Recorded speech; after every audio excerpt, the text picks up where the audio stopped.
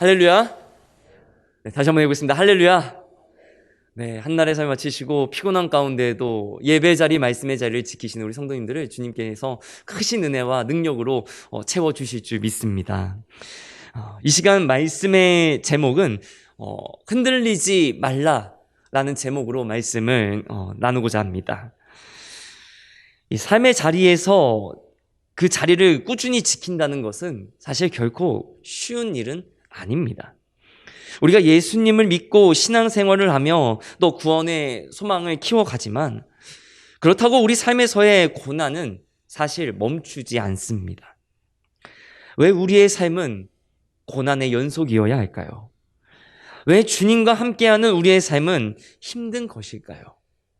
주님은 분명 우리를 지키시고 인도하시는 분이심을 믿고 있는데 말입니다. 그리고 이 세상 만물을 주관하시는 분도 바로 하나님이시란 것을 우리는 분명히 믿고 있는데도 말입니다. 오늘 말씀은 예수님과 제자들이 함께 이 갈릴리 호수를 건너실 때의 그 이야기를 하고 있습니다. 오늘 본문에 앞서 예수님과 제자들은 어떤 상황이었을지를 먼저 살펴보기를 원합니다. 마태복음 8장 1절에 보면 예수께서 산에서 내려오시니 수많은 무리가 따르니라 라고 되어 있습니다. 또 마태복음 8장 16절에 보면 저물매 사람들이 귀신 들린 자를 많이 데리고 예수께 오거늘이라고 되어 있습니다. 또 마태복음 8장 18절에 보면 예수께서 무리가 자기를 애워싸는 것을 보시고 건너편으로 가기를 명하시니라 라고 되어 있습니다. 예수님은 지금 무리들 또 수많은 사람들과 함께하고 계셨습니다. 이 많은 사람들은 예수님께서 병을 고쳐주시고 또 귀신을 쫓아내시는 그 역사를 보고 자신들의 병과 어려움도 예수님께서 해결해 주시기를 바라는 마음으로 지금 예수님과 함께 있었을 것입니다. 우리가 잘 알고 있는 백부장의 하인을 고쳐주신 이야기, 또 베드로의 장모를 열병을 고쳐주신 이야기도 이 바로 마태복음 8장 가버나움에서 일어난 이야기입니다. 그러한 와중에 오늘 우리에게 주신 하나님의 말씀은 이렇게 시작합니다. 마태복음 8장 23절에 보면 배에 오르심에 제자들이 따랐더니 라고 되어 있습니다. 앞서 이 마태복음 8장 23절 앞부분에서는 수많은 사람들이 예수님을 쫓아왔습니다. 예수님께서 자신의 병을 또는 내 가족의 병을 또는 우리의 가족 가운데 있는 어려움을 해결해 달라고 막 쫓아오고 있었습니다. 그런데 마태복음 8장 23절에 보면 지금 예수님과 함께 있는 사람들은 오직 제자들 뿐이라는 것입니다. 물론 그 수많은 사람들이 갈릴리 호수에 배 한 척 없었고 또 수많은 사람들이 따라가기에는 너무 먼 거리라 안 쫓아갔을 수도 있습니다. 삶의 자리를 우리가 포기할 수 없기 때문에 예수님을 따랐던 수많은 사람들도 예수님이 이 호수를 건너가자라고 말씀하셨을 때 전부 다 함께 쫓아올 수는 없었다라는 것입니다. 그런데 그럼에도 불구하고 지금 예수님과 함께하고 있는 것은 함께하고 있는 사람들은 오직 예수님의 제자들만 지금 이 배에 함께 올랐다라는 것입니다. 어쩌면 예수님과 제자들이 탄 이 배에 다른 사람은 탈 수 없을 만큼 아주 작은 배였을 수도 있습니다. 혹은 그래도 예수님이 타셨으니까 어떻게 내가 어떻게 예수님하고 같은 배를 타? 그건 좀 그렇지. 근데 난 배가 없는데 또 다음에 오시겠지. 이러고 타지 않았을 수도 있습니다. 하지만 그럼에도 제자들은 예수님과 함께 배를 탔습니다. 지금 그들이 있는 곳은 예수님의 말씀에 따라 마태복음 8장 18절에 우리가 앞서 보았지만 이 호수를 건너가자라고 한 예수님의 명령에 따라 이 호수를 건너가기로 결정했던 것입니다. 그리고 예수님과 함께 이 갈릴리 호수를 건너기 위한 배 위에 함께 있었다라는 것입니다. 우리의 믿음도 하나님과 언제나 함께하는 믿음이 되어야 될 줄 믿습니다. 수많은 사람들은 그저 예수님을 병을 고치는 능력이 있는 사람, 조금 신통력이 있는 사람으로 생각했을지도 모릅니다. 하지만 제자들의 눈에 봤을 때는 이 예수님이야말로 하나님의 아들이요, 정말로 우리를 구원할 구세주라는 그 믿음이 그 안에 있었음을 우리가 다시 한번 깨닫게 됩니다. 우리의 믿음은 주님께서 뭘 해주시기 때문에 함께하는 믿음이 아니라 주님이 나를 구원하셨기 때문에, 주님이 나를 구원하신 구세주이기 때문에, 하나님의 아들이기 때문에 그저 주님의 발걸음을 쫓아가는 믿음으로, 날마다 주님과 동행하는 믿음 가운데 하나님께서 크신 은혜와 능력으로 채워주실 줄 믿습니다. 믿음으로 고백하며 나아가는 저와 우리 경인교회 모든 성도님들 다 되시기를 주님의 이름으로 간절히 기도드립니다.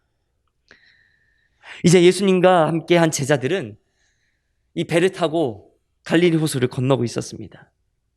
하지만 제자들의 여정은 그렇게 쉽지만은 않았습니다. 왜냐하면 제자들이 이 호수를 건널 때 거친 풍랑을 만났기 때문입니다.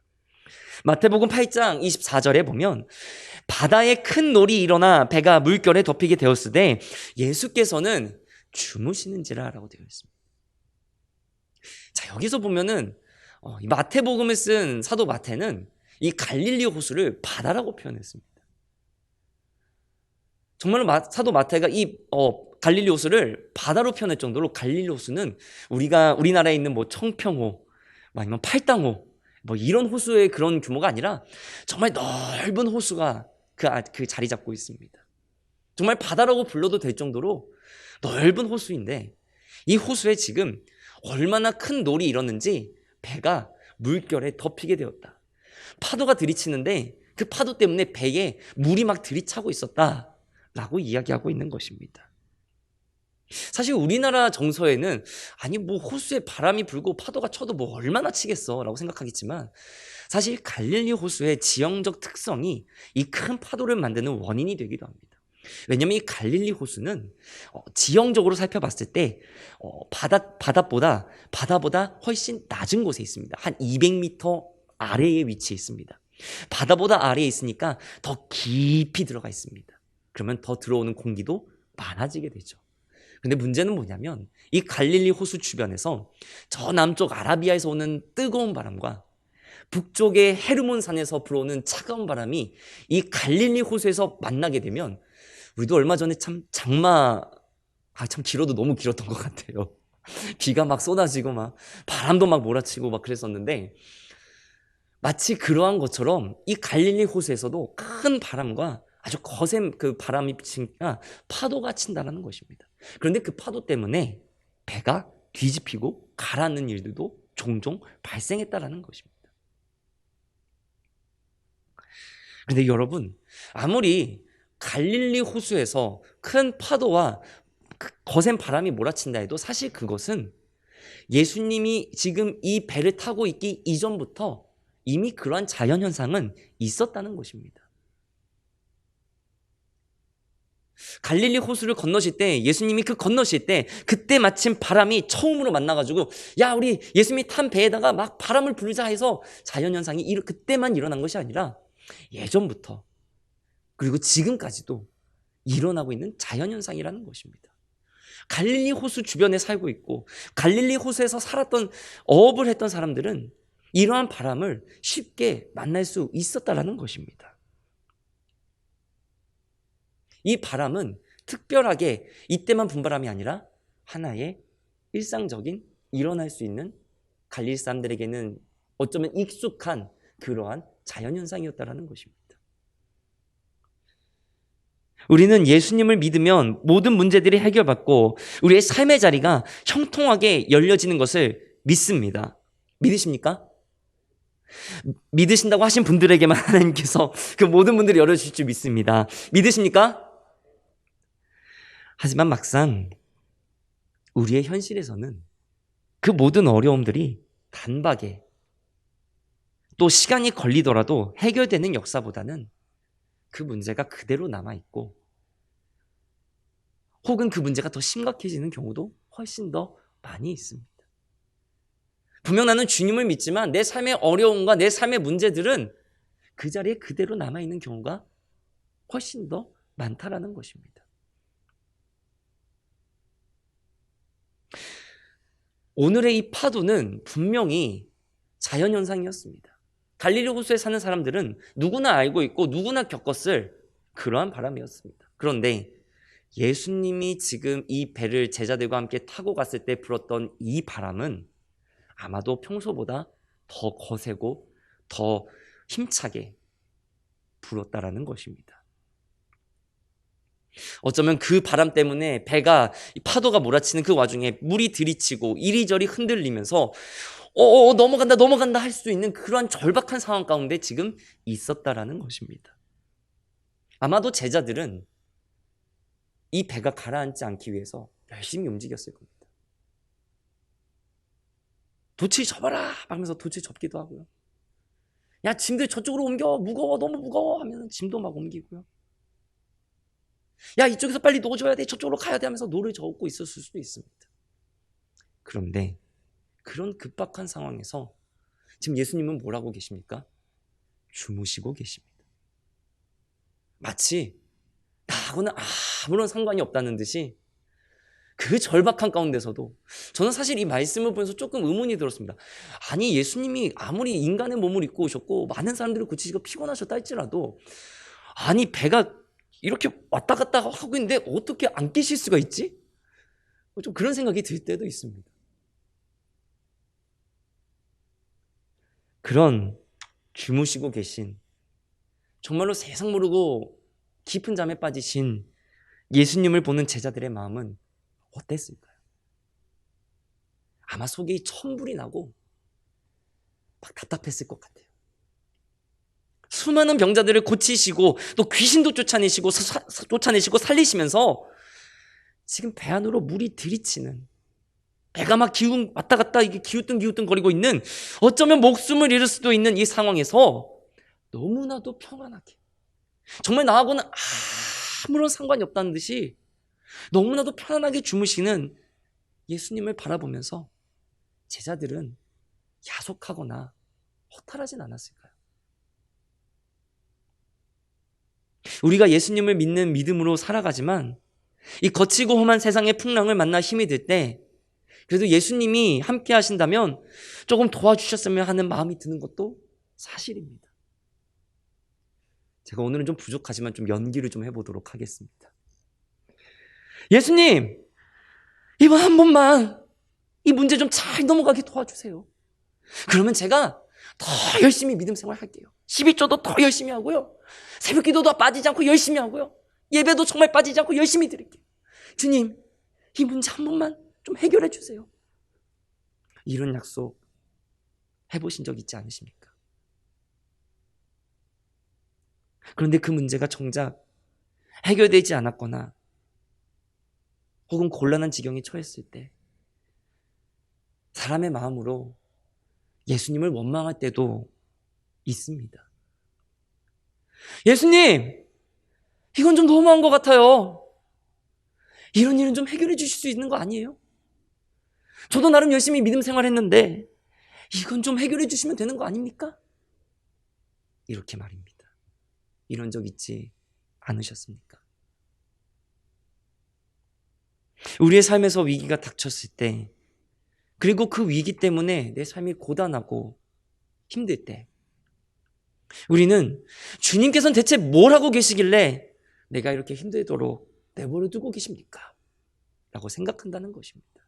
그것이 솔직한 사람의 마음입니다. 왜 이런 생각이 드는 걸까요? 우리의 마음속에는 어쩌면 예수님께서 문제를 해결해 주실 때 뭔가 극적인 방법으로, 누가 보더라도 하나님이 하셨다고 알만한 방법으로 해결해 주실 것이다 라는 생각을 은연중에 갖고 있는지도 모르겠습니다. 열왕기하 5장에 보면 우리가 또 잘 알고 있는 이 아람의 나하만 장군과 엘리사 선지자 이야기가 나옵니다. 유능하고 뛰어난 나하만 장군이었지만 그에게는 한 가지 약점이 있었습니다. 바로 문둥병자였다는 것이죠.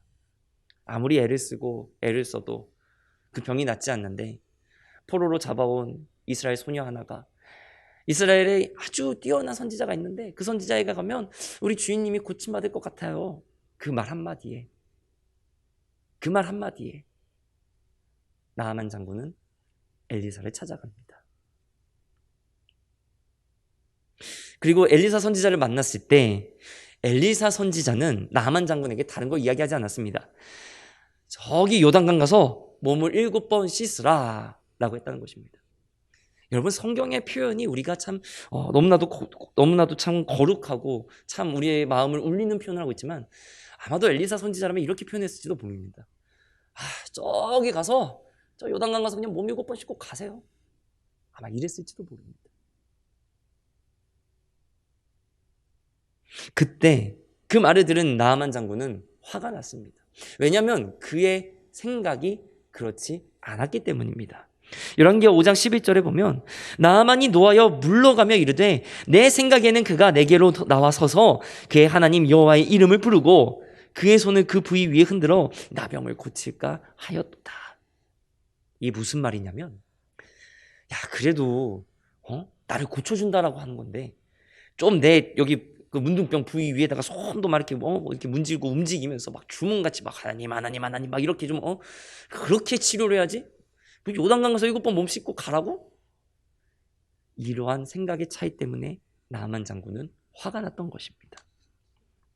어쩌면 나아만 장군은 이 엘리사 선지자를 만나면서 그래, 뭔가 좀 신통한 방법으로, 그래, 그래도 그렇게 뛰어난 선지자라면 뭔가 좀 다른 사람들과는 다른 방법으로 정말 하나님이 역사하시는 것 같은 그런 모습으로 나를 고쳐주시겠지, 그렇게 생각했던 것 같습니다. 그러나 엘리사 선지자의 대답은 요단강 가서 몸 7번 씻고 가십시오, 그렇게 얘기했다라는 것입니다. 화가 나서 돌아가려는 이 나아만 장군을 그래도 그 밑에 충직한 부하들이 이렇게 이야기합니다. 요단강 가서 몸 7번 씻으라는 게 아니라 다른 걸 하라고 했어도 하실 거 아닙니까? 그냥 속는 셈 치고 한번 해보십시오. 그때 나아만 장군이 문든 병이 깨끗하게 나았다라는 것입니다. 여러분도 한번 생각해 보십시오. 예수님께 내가 마음에 품고 있는 이 간절한 기도 제목을 놓고 기도했을 때 그 응답이 없거나 혹은 그 응답이 내 생각과는 전혀 다른 방향으로 나타났을 때 어떤 마음이셨습니까? 아마도 오늘 말씀에 나오는 제자들의 마음과 크게 다르지 않았을 것 같습니다. 절박한 마음, 예수님께서 이 위기를 빨리 해결해 주시기를 바라는 마음, 그리고 해결해 주실 때 뭔가 확실하게 해결해 주시기를 바라는 마음이었을 것입니다. 그렇게 제자들은 이 예수님을 깨웁니다. 이 풍랑을 헤쳐나갈 방법은 오직 예수님만 가지고 있다는 것을 제자들은 알고 있었기 때문입니다. 마태복음 8장 25절에 보면 그 제자들이 나와 깨우며 이르되 주여 구원하소서, 우리가 죽겠나이다. 여러분, 제자들 중에는 베드로, 안드레, 또 야고보와 요한과 같이 어렸을 때부터 이 갈릴리 호수에서 태어나고 자라면서 아버지와 함께 이 갈릴리 호수에서 물고기를 잡던 사람들도 있었습니다. 예수님의 제자들 중에도 오늘과 같은 그런 거센 바람을 분명히 맞이했던 사람도 있고 또 그 바람을 어떻게 이겨나가야 되는지 아는 사람들도 있었습니다. 심지어 이 갈릴리 호수 어디에 가면 무슨 물고기가 잡히고 어디로 가면 무슨 물고기가 잡히고 어디로 가면 뭐가 있고 어디로 가면 조심해야 되고 그거를 속속들이 다 알고 있는 사람들이 제자들 중에도 있었다라는 말입니다. 그런 베테랑 중에 베테랑들이 보기에도 오늘 만난 이 갈릴리 호수의 파도는 너무나도 거칠고 힘들었다라는 것입니다. 도저히 자기들이 어찌 해보기가 힘들다라는 것을 직감적으로 알았다라는 것입니다. 그런 상황에서 예수님이 일어나십니다. 그런데 예수님은 제자들을 위해서 기도해 주신 것이 아니라 먼저 제자들에게 이렇게 말씀하십니다. 마태복음 8장 26절에 보면 예수께서 이르시되 어찌하여 무서워하느냐 믿음이 작은 자들아. 지금 예수님께서는 제자들에게, 제가 조금 다시 한번 연기를 좀 하도록 하겠습니다. 야, 이 겁쟁이들아, 왜 이렇게 너네 믿음도 없냐? 이렇게 얘기하고 계셨다라는 것입니다. 아니, 기왕이면 예수님이시면, 하나님의 아들이시면 깨웠을 때 아이고, 그런 일이 있었느냐, 내가 이 바람을 그쳐주겠다, 그리고 그냥 바다를 그쳐주시면 참 좋을 텐데 제자들을 꾸짖으셨다고 합니다. 바다만 꾸짖으신 게 아니라 이 제자들도 꾸짖으셨다라는 것입니다.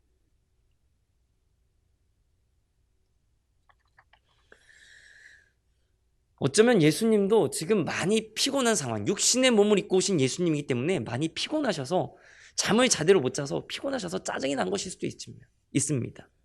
하지만 그 잠을 깨운 제자들에게 짜증과 화가 나셨던 것일까요? 예수님이 제자들을 지금 혼내신 이유, 어찌하여 무서워하느냐 믿음이 작은 자들아, 혼내신 이유는 믿음에서 아주 중요한 것 한 가지를 까먹었기 때문입니다.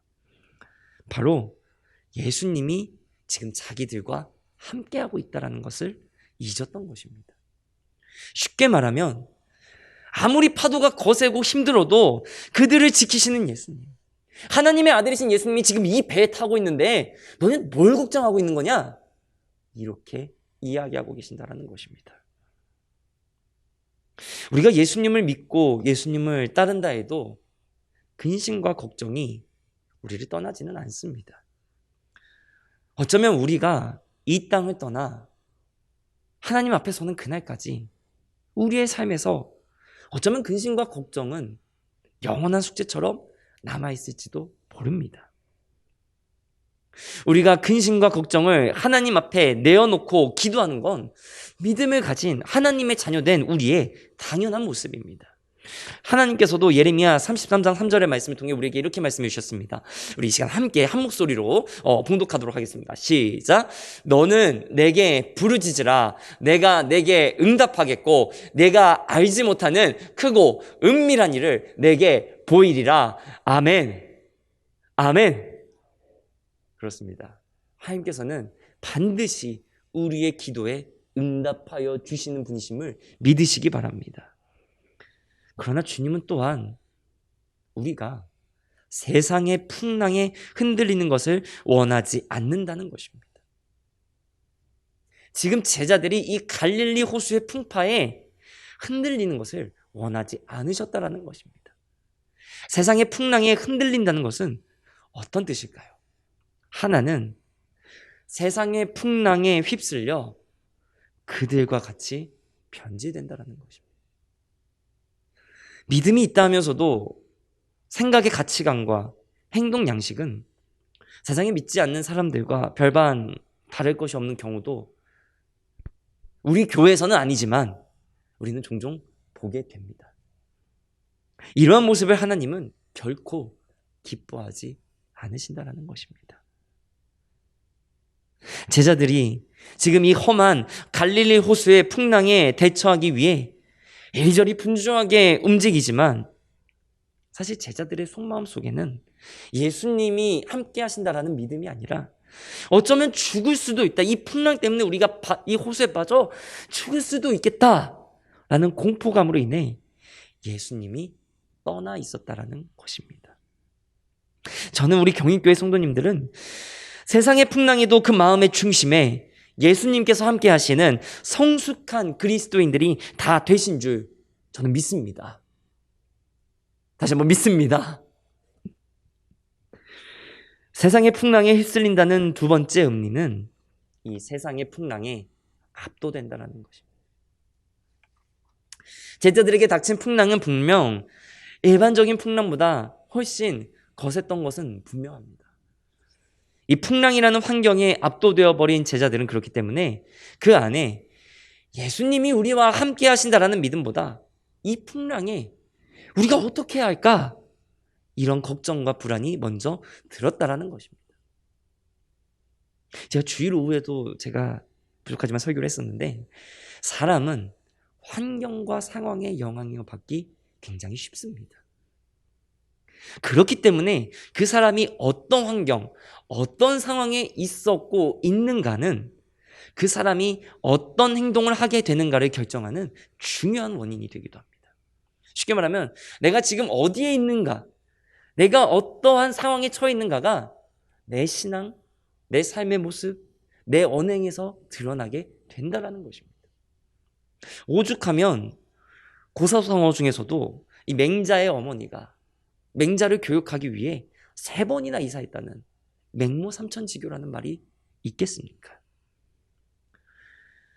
소중한 우리 경희교회 성도님 여러분, 우리가 처한 환경이 어렵게 느껴지십니까? 혹은 해결할 수 없다 여겨지는 문제가 있으십니까? 예수님은 대체 뭘 하고 계시는가? 원망스러운 마음을 가지고 계십니까? 아니면 그 어려움에 눌려 힘들어하고 계십니까?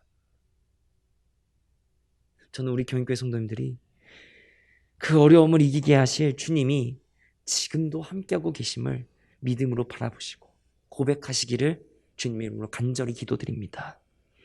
그 고백으로 단순한 기복을 위한 믿음이 아니라 한 사람의 그리스도인으로 주님의 손길을 인정하는 순전한 믿음으로 이 구원의 여정 가운데 저로나 오르나 흔들리지 아니하시기를, 그 어려움을 헤쳐나갈 능력을 받으시기를 주님의 이름으로 간절히 기도드립니다.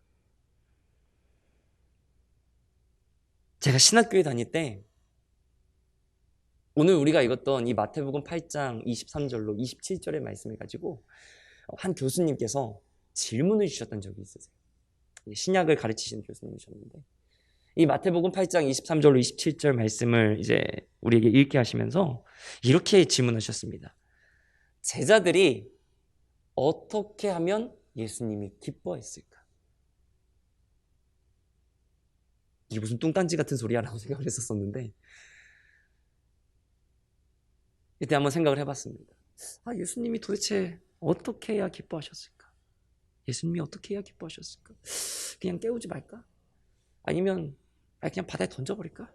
어떻게 해야 되는 거지? 이런 생각을 했던 것 같습니다.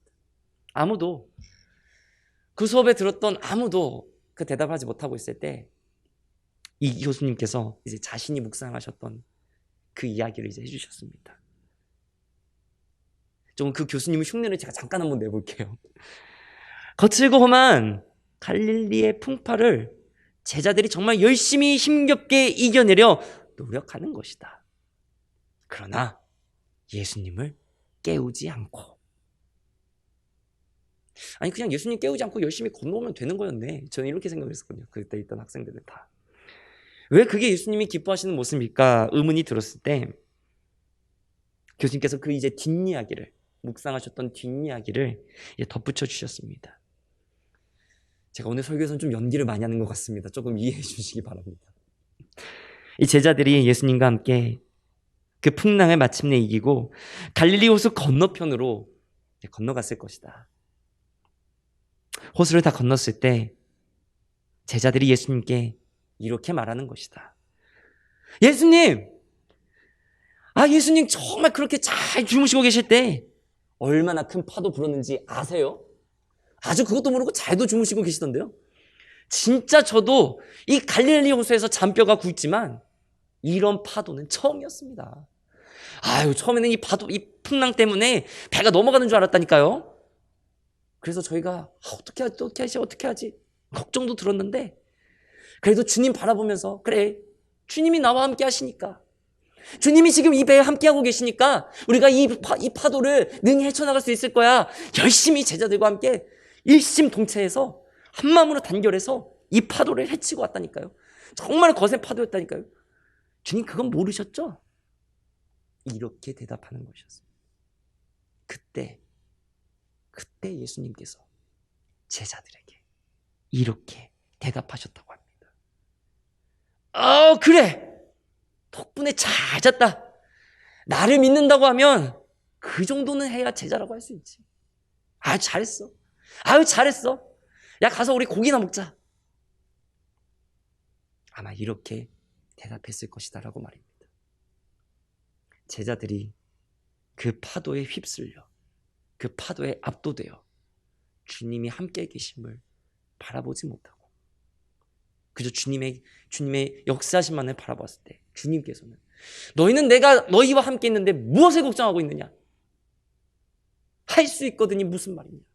믿는 자에게 능히 하지 못할 일이 없느니라. 이렇게 말씀하신 주님이 지금 제자들에게도 그러한 말씀을 하고 싶으셨던 것은 아니었겠습니까? 그리고 그 말씀을 우리에게도 하고 싶으셨던 것은 아니겠습니까?